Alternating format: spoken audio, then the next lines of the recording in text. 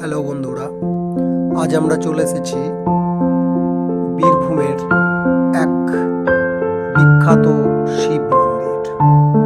অবশ্য বীরভূমেরই অনেকে এই শিব মন্দিরটা সম্পর্কে খুব একটা পরিচিত নয়। এই শিব মন্দিরটা এক ঘন জঙ্গলের ভিতরে অলৌকিক এক শিব মন্দির। আমরা আজকে আপনাদেরকে সেই অলৌকিক শিব মন্দিরের দর্শন করাতে নিয়ে যাচ্ছি। চারিদিকে ঘন জঙ্গলে ভর্তি, জনমানুষ পাওয়া যায় না।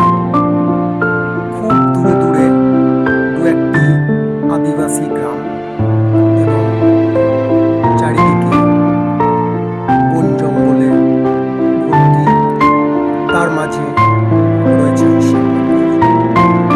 এই শিব মন্দিরটি অলৌকিক এই কারণেই বলা হচ্ছে, কেননা এর সঙ্গে পুরাণের এক যোগ রয়েছে বলে অনেকেই মনে করেন। পাণ্ডবরা যখন অজ্ঞাতবাসে ছিল তখন তারা বীরভূমের এই জায়গাতে আশ্রয় গ্রহণ করেন বলে এক শ্রেণীর মানুষের ধারণা। পণ্ডিত মহলে অবশ্য এই ব্যাপারটা নিয়ে একটু দ্বিমত রয়েছে।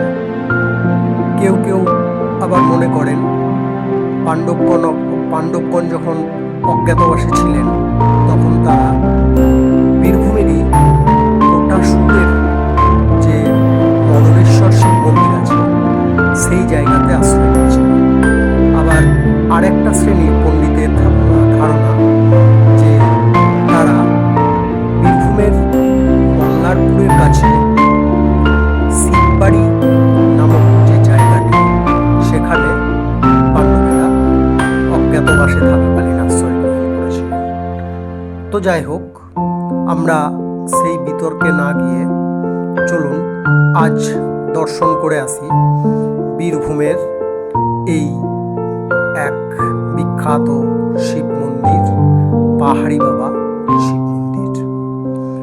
আপনারা যদি এই পাহাড়ি বাবা শিব মন্দিরে আসতে চান তাহলে দুই রকমভাবে আসতে পারেন। আপনারা যদি সিউড়ি শহর থেকে আসেন তাহলে সিউড়ি থেকে মল্লারপুর আসার যে ন্যাশনাল হাইওয়ে রয়েছে সেই হাইওয়ে ধরে আপনারা আসতে পারেন এবং এখানে মল্লারপুর থেকে সব থেকে যাওয়ার সুবিধা। মল্লারপুর স্টেশনে রেল স্টেশনে নেমে এখান থেকে আপনারা প্রচুর অটো ভাড়া পেয়ে যাবেন আর টোটো ভাড়া পেয়ে যাবেন। অটো ঠিক পাওয়া যাবে না, ভুল বললাম। এখানে অনেক টোটো আছে, টোটো ভাড়া পেয়ে যাবেন। 3 থেকে 400 টাকার মধ্যে আপনাদেরকে এই শিব মন্দির ঘুরিয়ে নিয়ে চলে আসবে। আর যদি আপনারা সিউড়ি থেকে আসতে চান তাহলে সিউড়ি থেকে যে হাইরোড মল্লারপুরগামী চলে এসেছে, সেখানে আপনারা গনপুর বাস স্ট্যান্ডের আগে একটা ব্রিজ রয়েছে, সেই ব্রিজটা থেকে আপনারা বাম দিকে ঘুরে গিয়ে এই শিব মন্দিরটা পেয়ে যাবেন। এবং মল্লারপুর থেকে যদি টোটোতে কিংবা বাইকে আসতে চান তাহলে আপনারা গনপুর বাস স্ট্যান্ড পেরিয়ে এখানে যে একটা ব্রিজ রয়েছে সেই ব্রিজটা থেকে আপনারা ডান দিকে ঘুরে 3 কিলোমিটার থেকে 4 কিলোমিটার গেলেই আপনারা এই শিব মন্দিরটার দর্শন পাবেন। এই শিব মন্দিরটা দর্শন করতে গেলে আপনারা আরেকটা ভালো জিনিস করতে পারেন। সেটা হচ্ছে এই যে গনপুরের একটা বন আছে, এই গনপুরের বনটাও আপনারা একবার ঘুরে নিতে পারেন। ঘন শাল সেগুনের যে জঙ্গল, সেই প্রকৃতির দৃশ্য আপনাদের দৃষ্টিগোচর হবে। তো আমরা এই রাস্তা ধরে চলেছি।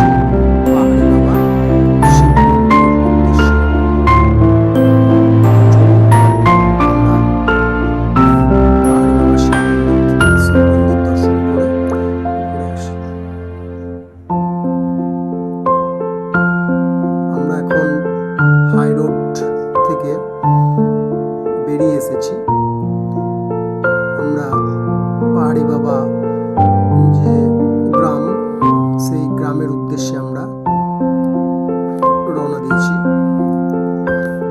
এখানে রাস্তা একটু খারাপ আছে, মাঝে মধ্যে কিছু গচকা আছে, তো সাবধানে বাইকে আসতে হবে।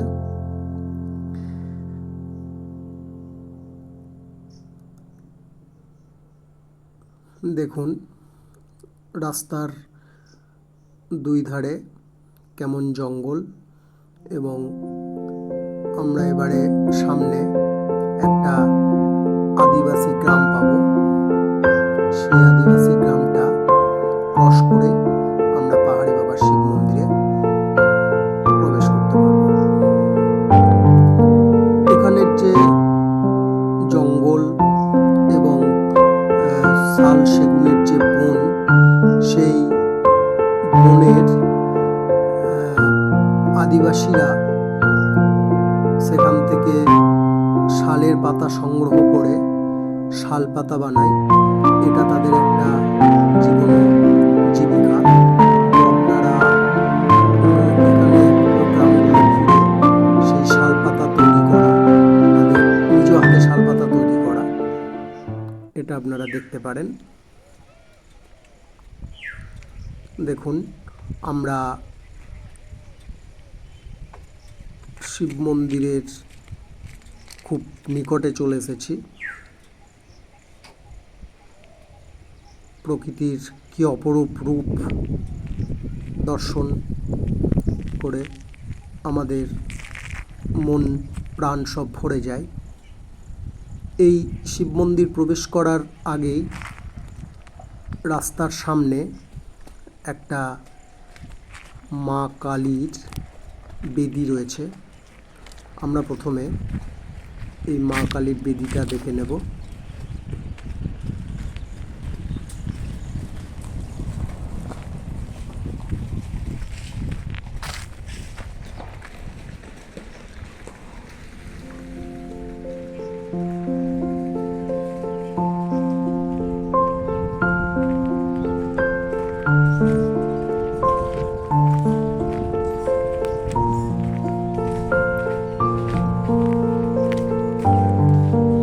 হচ্ছে সেই মা কালীর বেদি।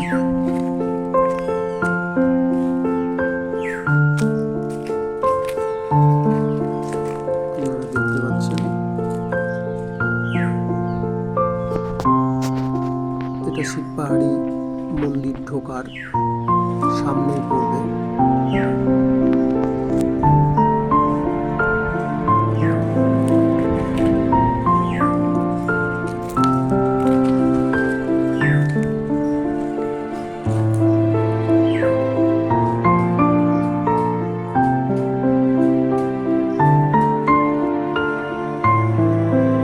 আসুন এবার আমরা শিব মন্দিরের উদ্দেশ্যে রওনা। আমরা এখন চলে এসেছি পাহাড়ি বাবা শিব মন্দিরে, সিদ্ধিনাথ শিবের মন্দিরে। এখানে বেশ কয়েকটি শিবের মন্দির আছে। এটা হচ্ছে বাবা সিদ্ধিনাথ শিবের মন্দির।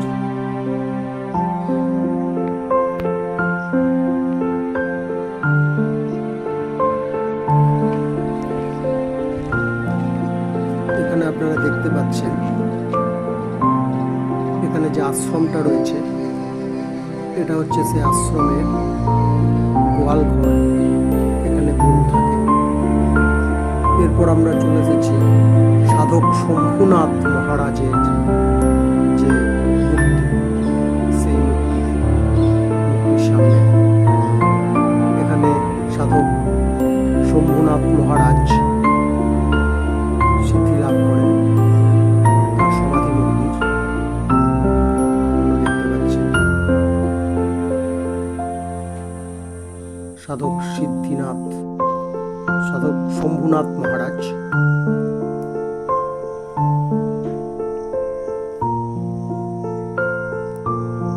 সুবিশাল বটবৃক্ষ।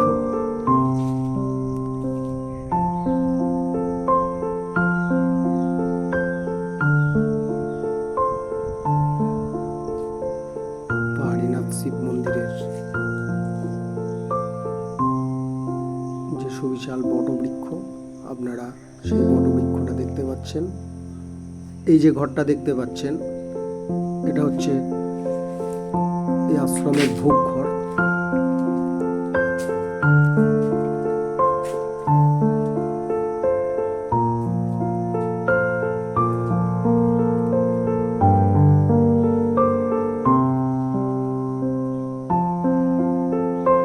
এখানে ছোট্ট ছোট্ট দুটো সমাধি মন্দির দেখতে পাচ্ছেন।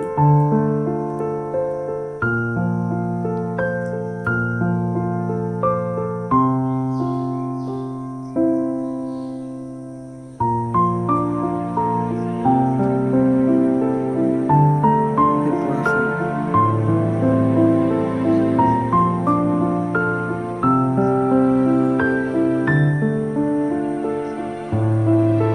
নাট মন্দির।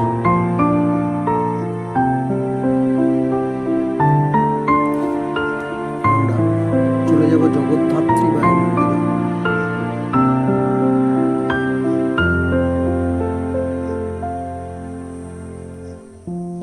এই মন্দিরে মা জগদ্ধাত্রী বিরাজ করছেন।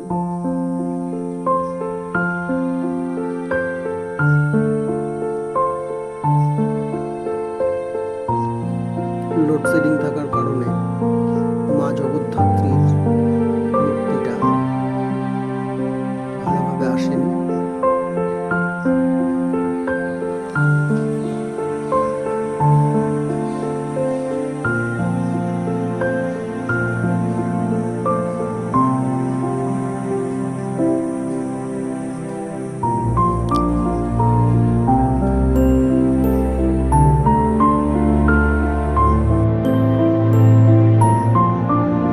এখানে বাবা শিবের বাহন এই গরুটাকে দেখতে পাচ্ছেন। অপরূপ কারুকার্যময় এই গরুটি। বাবার যে মূল মন্দির পাহাড়ীনাথ মন্দির, তার সামনে এবারে আমরা চলে এসেছি বাবা পাহাড়ীনাথ শিব মন্দির। এই হচ্ছে সেই শিব মন্দির, এই হচ্ছে বাবা পাহাড়ীনাথ। অলৌকিক এই শিবলিঙ্গ আপনারা দর্শন করে আপনাদের চক্ষু সার্থক করুন এবং জীবন ধন্য করুন। এই হচ্ছে বাবা পাহাড়ীনাথ।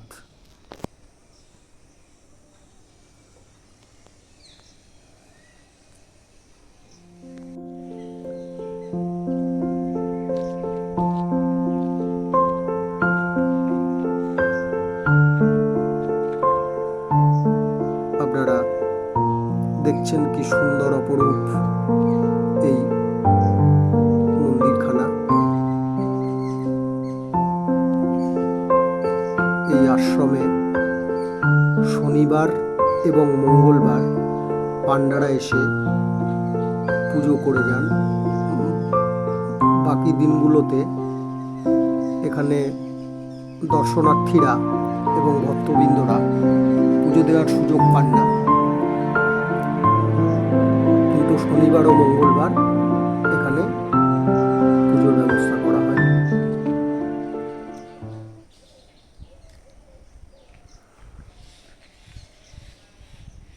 এখানে যে আশ্রমটি আছে সারা দিন থাকা যাবে, কিন্তু রাত্রিবেলায় এই আশ্রমে কারো থাকার অনুমতি নেই। আমরা দেখতে পাচ্ছি জঙ্গলের মধ্যে জনহীন এক জায়গায় বাবা পাহাড়